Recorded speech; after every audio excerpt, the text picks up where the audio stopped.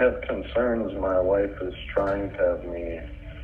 Years later, her body was discovered. Describe this pain that still sits in the pit of my heart.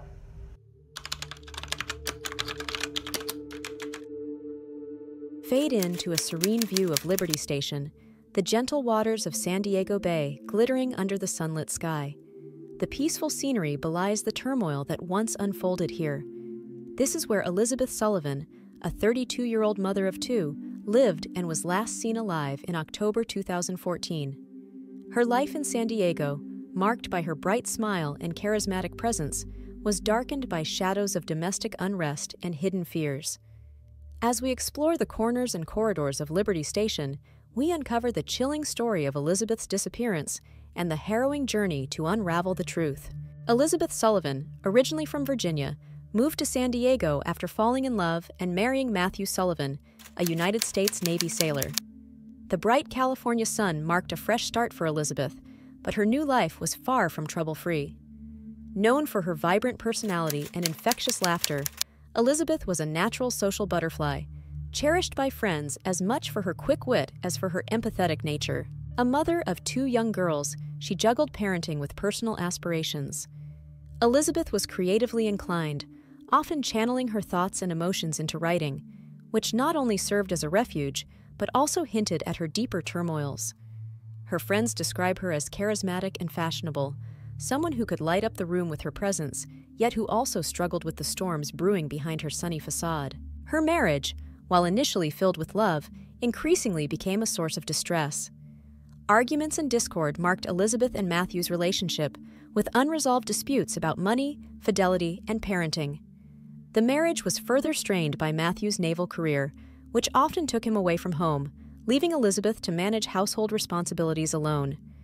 In San Diego, Elizabeth found herself largely isolated, her life starkly contrasting with her vibrant public persona. Her interactions in the local community, though positive, were superficial, failing to provide the support she desperately needed. Behind closed doors, she faced Matthew's growing unpredictability and temper, which friends suggest could have been exacerbated by the pressures of his military duties and their marital issues. The move from Virginia to California, meant to be a new beginning, soon mirrored the confinement of her personal struggles, as Elizabeth grappled with the duality of her external and internal worlds. Her life, full of potential and new beginnings, increasingly became overshadowed by loneliness and despair, setting the stage for her mysterious disappearance in October 2014. The vibrant, life-loving Elizabeth, adored by those who knew her best, found herself caught in a web of personal conflicts that concealed her growing fears and the threat they posed to her safety. Elizabeth Sullivan's disappearance in October 2014 came as a shocking and sudden blow to all who knew her. The events leading up to her vanishing trace, a timeline filled with routine days that spiraled into silent alarms. On October 13, 2014, Elizabeth was seen for the last time. That morning, like many others, began ordinarily as she took care of her young daughters at their home near Liberty Station. Neighbors saw her as usual, lively and engaged with her children, showing no signs of distress. Her husband, Matthew, was reportedly on shore duty, a brief pause in his otherwise demanding naval responsibilities. Throughout the day, Elizabeth was active on her phone, texting friends and family, sharing snippets of her day, and making plans for the upcoming weekend. Her last text message was sent around 3 p.m. After that, her phone activity ceased. Matthew claimed to return home later that evening to find the house quiet. Dinner started, but not finished, and no sign of Elizabeth. He told friends and the police that this wasn't the first time Elizabeth had left home after an argument, suggesting she might need some time alone. Matthew's narrative painted a picture of marital instability, hinting that Elizabeth's departure might have been voluntary. He reported her missing the next day, on October 14, 2014. In his call to the San Diego Police Department, he alternated between concern for his wife and insinuations about her mental health and purported need for solitude. Police initially treated the case with routine scrutiny. The search began at the Sullivan home and expanded to local areas Elizabeth was known to frequent. Her car was found parked in its usual spot, her wallet still at home. Interviews with friends and family pieced together Elizabeth's last confirmed whereabouts, but no one had seen or heard from her after that final text message. As days turned into weeks with no sign of Elizabeth, the community rallied with posters and volunteer searches. Meanwhile, investigators delved deeper into the Sullivans' lives, uncovering layers of discord beneath the surface of the couple's seemingly settled exterior. The lack of evidence at the home puzzled investigators, leaving more questions than answers in the early days of the investigation. The serene image of their daily life began to fracture, revealing a mosaic of complexities that hinted at more ominous possibilities than anyone had first imagined. When Elizabeth Sullivan vanished in October 2014, the response was swift and multifaceted. The San Diego Police Department initiated a standard missing person investigation, while the community and Elizabeth's friends launched an extensive search effort, underscored by a creeping sense of urgency and dread. From the onset, Matthew Sullivan's account to the police on October 14th suggested that Elizabeth might have left of her own volition, a narrative that painted her as possibly unstable and needing time away due to their marital strife. This perspective influenced the initial pace and nature of the investigation. The police began by searching the family home, where they found her belongings intact, her car in the garage, and no immediate signs of a struggle or departure.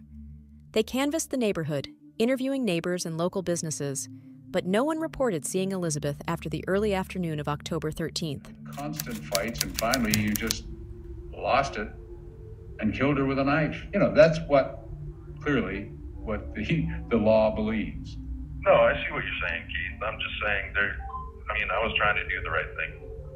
Simultaneously, Elizabeth's friends and family were adamant that she would never leave her children willingly. They described her as a devoted mother and a vibrant person who was deeply embedded in her community. Their insistence on potential foul play pushed the police to consider more dire scenarios as days passed without a trace of her. Volunteers distributed flyers and organized search parties that combed the local areas where Elizabeth frequently visited. Social media campaigns sprung up, spreading her name and face far beyond San Diego, drawing attention to her mysterious disappearance. These community efforts kept the case in the public eye and added pressure on law enforcement to delve deeper.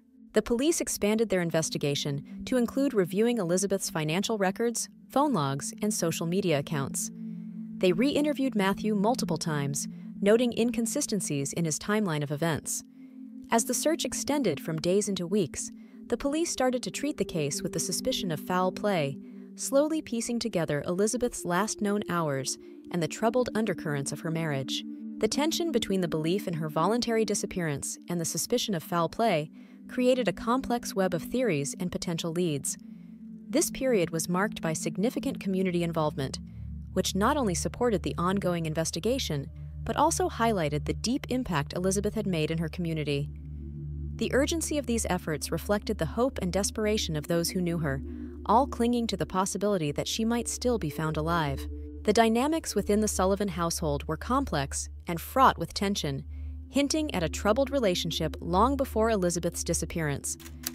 Elizabeth and Matthew had been married for several years, but over time, their marriage had shown signs of strain that friends and family could not overlook. They argued frequently, mostly about Matthew's prolonged absences due to his naval career and Elizabeth's feeling of being left to manage their home and children alone. Neighbors often heard loud, disturbing arguments coming from the Sullivan home, suggesting an undercurrent of discord that Elizabeth masked in public with her bright smile. Friends reported that Elizabeth had expressed fears for her own safety in the months leading up to her disappearance. She confided in them about Matthew's unpredictable behavior and her plans to possibly leave him, fearing the marriage was beyond repair.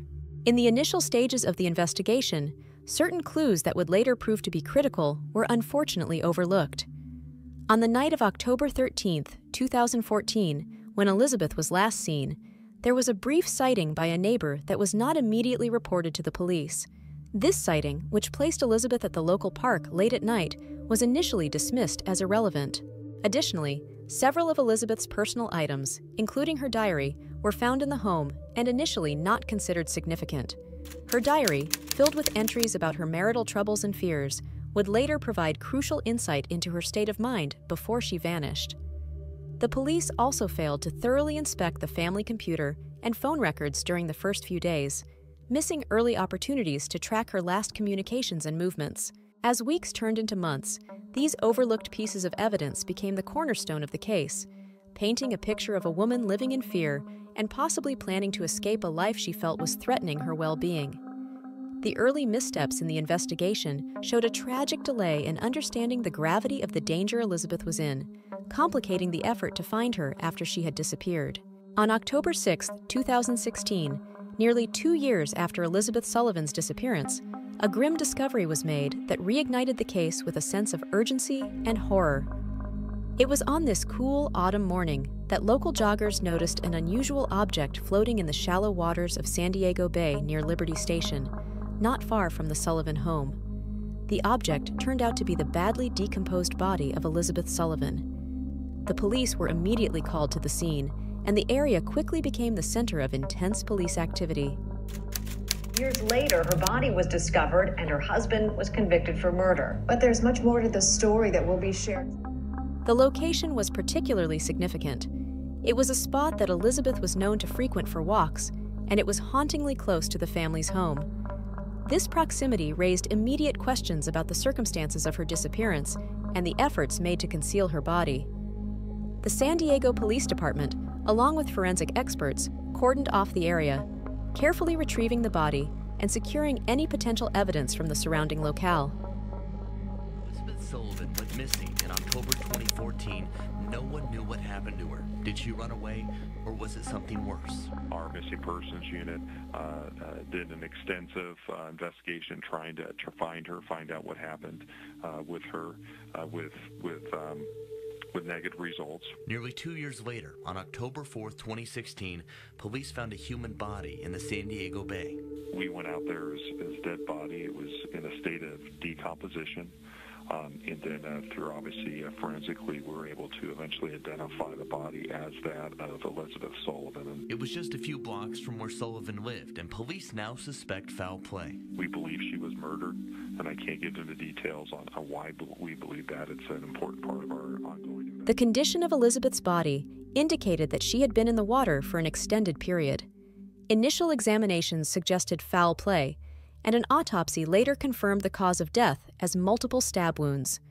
The discovery shocked the community and the Sullivan family, shattering any lingering hopes that Elizabeth might still be alive. Reactions to the discovery were a mix of grief and outrage.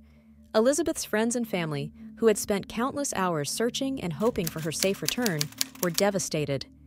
The police faced renewed scrutiny over their handling of the initial stages of the investigation, particularly why the Bay Area had not been thoroughly searched in the immediate aftermath of Elizabeth's disappearance.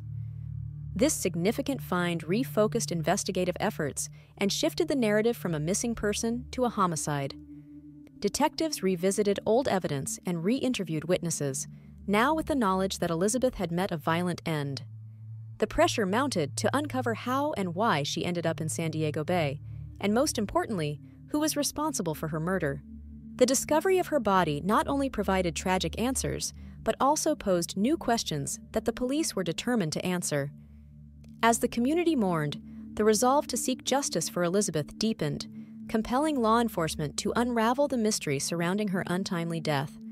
The case, once cold, was now red-hot with leads to pursue and a killer to catch. As investigators delved into the forensic analysis following the discovery of Elizabeth Sullivan's body, crucial evidence began to surface, providing the missing links needed to piece together the circumstances of her murder. At the forefront of this analysis was the discovery of a kitchen knife, which proved pivotal in connecting Matthew Sullivan to the crime. The knife, stained with Elizabeth's blood, was found hidden within the attic of the Sullivan home, a place few would have thought to look without the incentive of a thorough homicide investigation. The placement and concealment of the knife suggested premeditation and an attempt to obscure any link to the crime scene. Forensic experts tested the DNA on the blade and confirmed it matched Elizabeth's, definitively linking the weapon to her murder. Further examination of the Sullivan home brought to light more damning evidence. Beneath the living room carpet, investigators discovered traces of blood that had seeped through the floorboards. This blood was also tested, and the results confirmed it was Elizabeth's. The pattern and quantity of the blood suggested a violent struggle had occurred, countering Matthew's initial claims of Elizabeth leaving after a verbal altercation. The significance of these findings was profound. The blood evidence under the carpet indicated that not only had Elizabeth been attacked in her own home, but efforts had been made to clean up the scene, further implicating Matthew as he was one of the only people with access and opportunity to orchestrate such a cover-up. These forensic breakthroughs fundamentally shifted the trajectory of the investigation. They not only underscored the theory that Elizabeth had been murdered, but also pointed directly to Matthew having a direct role in her demise. With physical evidence establishing his connection to the murder weapon and the crime scene, the case against Matthew Sullivan began to solidify, guiding the police closer to securing justice for Elizabeth. The investigation had turned a crucial corner, moving from speculative links to concrete evidence that could be presented in court. On January 31, 2018, Matthew Sullivan was arrested at his home in Delaware, nearly 4 years after Elizabeth's disappearance, and more than a year after her body was discovered. This arrest marked a critical turn in a case that had long puzzled investigators and haunted the San Diego community. Matthew's capture was the result of relentless police work and the accumulation of forensic evidence that placed him at the center of the investigation. The breakthroughs included the recovery of the knife used in the murder and the discovery of Elizabeth's blood in their home, which undermined Matthew's claims of innocence and his narrative that Elizabeth had left voluntarily. Sullivan went missing in October 2014. No one knew what happened to her. Did she run away, or was it something worse? Our missing persons unit did an extensive investigation trying to find her, find out what happened with her, with negative results. Nearly 2 years later, on October 4th, 2016, police found a human body in the San Diego Bay. We went out there as dead body. It was in a state of decomposition. And then through obviously forensically, we were able to eventually identify the body as that of Elizabeth Sullivan. It was just a few blocks from where Sullivan lived, and police now suspect foul play. We believe she was murdered, and I can't get into details on why we believe that. It's an important part of our ongoing investigation. However, the most shocking revelation came from the details surrounding the method Matthew used to conceal Elizabeth's body. Investigators found that shortly after murdering Elizabeth, Matthew purchased a small freezer, which he used to hide her body within the garage of their Liberty Station home. This detail not only pointed to premeditation, but also indicated the lengths Matthew went to in order to prevent the discovery of his crime. The presence of the freezer was a damning piece of evidence that suggested a calculated effort to store the body temporarily while he planned its ultimate disposal in San Diego Bay. The use of the freezer added a macabre layer to the case, illustrating the cold deliberateness of the act. This detail significantly influenced public and juridical perception, painting a picture of a calculated murderer rather than a spontaneous act of violence. Matthew's arrest brought a mix of relief and horror to those who knew Elizabeth. While it marked a significant step towards justice, it also brought to light the grim realities of her final days. As Matthew was taken into custody, the police and the community hoped to close a painful chapter while grappling with the chilling strategies employed to conceal this heinous crime. The case, now moving towards trial, promised to unveil further details of the dark strategies Matthew employed and to finally offer some semblance of justice for Elizabeth. This trial commenced on February 21, 2020, in a San Diego courtroom filled with tension and anticipation. The case had gripped the community, and now, faced with a wealth of forensic evidence and the chilling details of his efforts to conceal his crime, Matthew stood accused of second-degree murder in the death of his wife, Elizabeth Sullivan. For this pain that still sits in the pit of my heart. Show no mercy as he has shown no mercy on our angel. Along with the sentence, the judge ordered Matthew Sullivan to pay restitution fees. He has 60 days to appeal the ruling. That became romantic and warm very quickly, started to cool. Separate bedrooms, domestic violence, infidelity, financial issues, and threats of restraining orders. These are the hallmarks of a marriage in crisis. Prosecutors and defense attorneys presented their opening statements to a jury in the case against Matthew Sullivan. The former Navy sailor is facing a first-degree murder charge for allegedly killing his estranged wife, Elizabeth Sullivan. Elizabeth's body was found in the San Diego Bay in 2016 after she reportedly disappeared in 2014. She was stabbed to death. And they found 5 different ribs on her left side, on her back, that had nicks or cuts in them. Today, prosecutors revealed the alleged murder weapon, a knife. This is the evidence that shows you that the defendant is guilty of murder. He had lots of motive. He had the means. He had the opportunity. The crime scene was in her bedroom. The murder weapon was in the attic over his bedroom. The defense argued by bringing up Elizabeth's behavior and substance abuse. What started out as a glass of wine became bottles of whiskey. What started out as marijuana became cocaine. What started out as amphetamine abuse turned into methamphetamine. Witnesses were called to the stand and were questioned on their relationship with Elizabeth. A judge asked us not to show their faces. If convicted, Matthew Sullivan could face 26 years to life behind bars. The prosecution presented a methodical case, anchored by the forensic evidence painstakingly gathered over the years. The knife with Elizabeth's blood, found hidden in the attic, was displayed to the jury, a silent testament to the violence of the crime.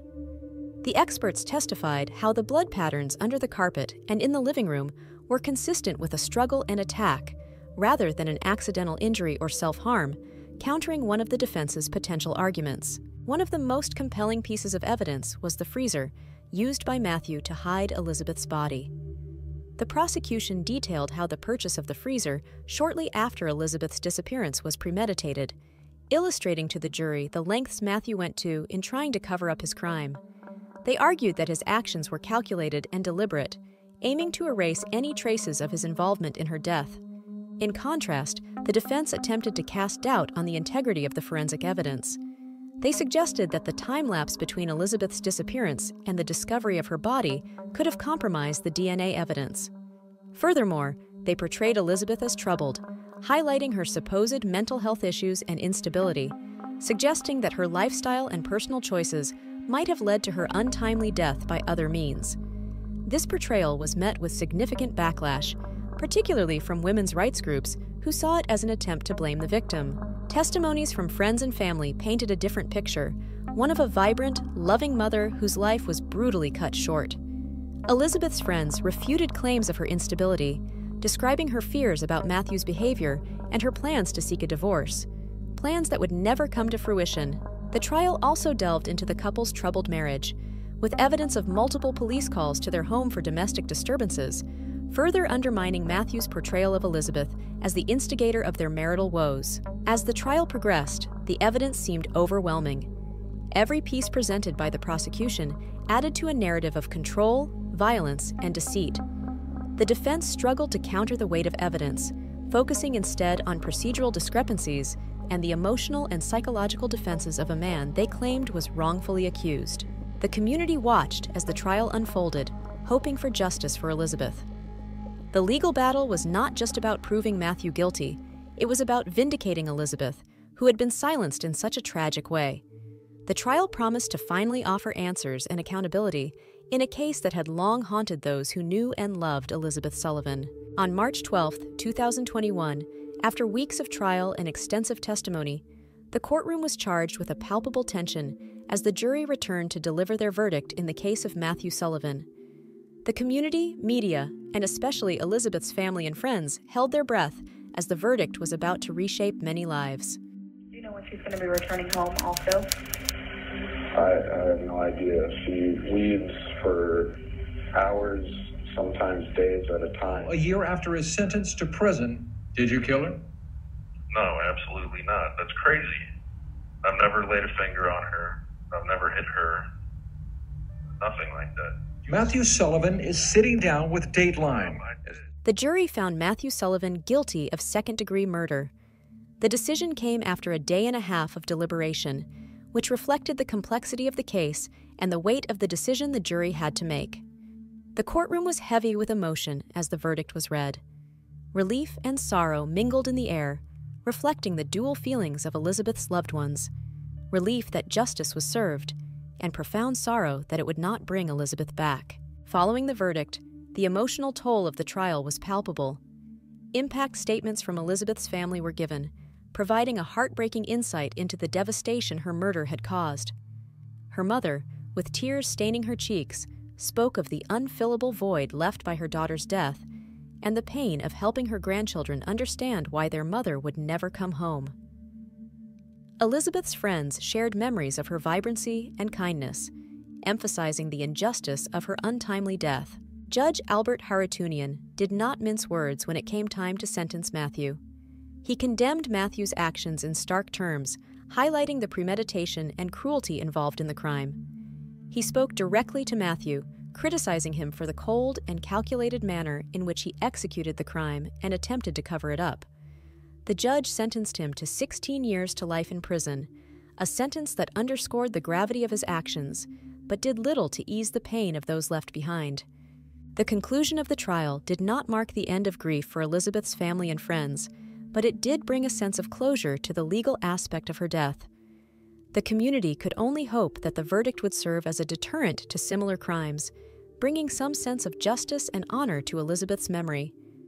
As the courtroom emptied, the emotional toll of the trial lingered, a somber reminder of the life lost and the lives forever altered. The trial of Matthew Sullivan closed a chapter on a saga of violence and loss that gripped the community, but it also opened a conversation about broader issues of domestic violence and the often silent battles many endure within the confines of their homes. Elizabeth Sullivan's murder, tragic and brutal, brought to light the stark realities of domestic abuse and the critical need for awareness and proactive interventions. The verdict, while bringing legal closure, served also as a poignant reminder of the person at the center of this story, a beloved mother, a treasured friend, a vibrant community member. Elizabeth was remembered not just for the circumstances of her death, but for the life she led, her aspirations, and the indelible impact she had on those around her.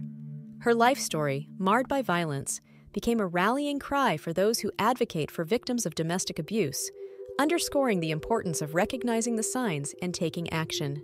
The trial's outcome also underscored the importance of support systems for those affected by domestic violence, the need for effective legal protections, and the critical role of community awareness in preventing such tragedies. It highlighted the changes needed in how society responds to domestic violence, including better support for survivors, more thorough investigations of abuse allegations, and continued education on the issues surrounding domestic abuse. Elizabeth's memory is honored through ongoing advocacy and awareness efforts that aim to protect others from similar fates. Foundations and community groups have been motivated by her story to push for legislative changes and to provide more comprehensive support for victims of domestic violence. Her story has inspired annual gatherings and memorials that not only remember her, but also affirm community commitment to fighting against domestic violence. As Elizabeth's story continues to influence and inspire change, it serves as a powerful reminder of the human cost of domestic violence and the urgent need for community action. Her legacy lives on in the lives saved and improved through these efforts. The reflections on her life and the circumstances of her death ensure that while she was a victim, Elizabeth Sullivan is remembered for much more. She epitomizes resilience, the will to protect one's family, and the enduring strength of the human spirit. Elizabeth Sullivan's tragic death resonated deeply within her community and beyond, becoming a catalyst for heightened awareness and action against domestic violence. Her story has inspired a significant shift in how the community addresses this pervasive issue, highlighting the need for greater support and resources for victims. In the wake of her death, local community leaders, along with activists and volunteers, established the Elizabeth Sullivan Memorial Fund, which aims to support domestic violence victims through education, legal assistance, and direct support services. This fund also works to educate the public about the signs of domestic abuse and the best ways to support those who may be suffering in silence. Furthermore, Elizabeth's story has prompted local schools to implement programs that teach young people about healthy relationships, consent, and the importance of speaking out against abuse. These educational initiatives are Elizabeth's legacy, empowering the next generation with the knowledge and tools to prevent violence in their own relationships. Annual walks and vigils are now held in Elizabeth's memory, serving as communal platforms for solidarity, healing, and raising awareness. These events not only honor Elizabeth, but also provide a space for survivors to share their stories and for the community to affirm its commitment to eradicating domestic violence. Through these efforts, Elizabeth's impact continues to influence lives, shaping a safer, more aware community. As the gavel fell on the final verdict of Matthew Sullivan's trial, it marked not just the conclusion of a legal battle, but also the beginning of healing for those affected by Elizabeth Sullivan's tragic death. Justice, in this case, was served through the diligence of law enforcement, the forensic experts, and the unwavering voices of Elizabeth's loved ones, who advocated tirelessly for truth and accountability. The pain of loss is profound and enduring. Elizabeth's death leaves a void in the hearts of her family and friends that can never be filled. Yet, in the face of this irrevocable loss, there is remarkable resilience. The strength of a community that rallied to support the bereaved and the courage of individuals who, inspired by Elizabeth's story, now fight to prevent such tragedies from befalling others. This documentary has traversed the emotional landscapes of grief, outrage, hope, and resolve, reflecting the complex nature of human relationships and the sometimes painful pursuit of justice. Through Elizabeth's story, we are reminded of the critical importance of community vigilance, the need for robust support systems for domestic violence victims, and the powerful impact of collective action. In remembering Elizabeth, we celebrate her life as much as we mourn her loss, and we commit to carrying forward her legacy in ways that affirm life, dignity, and justice for all.